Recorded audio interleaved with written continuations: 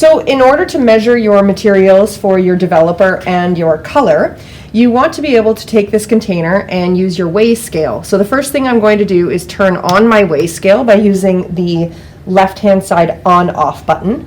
But I do want to make sure that my units are in grams. So on the right-hand side, you will see unit, and you want to push this button until you see that the units are measured in grams.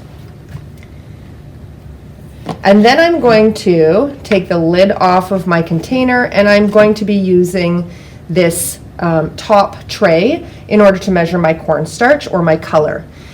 Now, when I put the tray on here, it's going to give me the mass. However, I want to make sure that I hit the Z/T or 0 button in order to calibrate my scale back to 0 as not to account for the weight of the tray.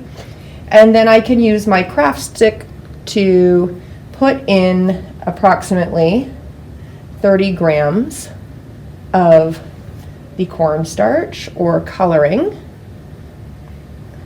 And if I get a little bit too much, I can scoop out accordingly.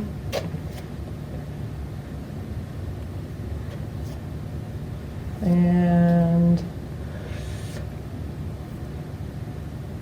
of course, and there we have 30 grams. Now I'm going to take this off of my weigh scale, and I'm going to put my bowl down, and I'm going to be sure to calibrate it once again by hitting this 0 button, making sure that my units are in grams, and then I'm going to add the developer, or the conditioner, and I'm going to slowly pour this in until it also reads 30 grams. And I have a little bit too much, so I'm just simply going to scoop out any excess so that my reading is at 30 grams.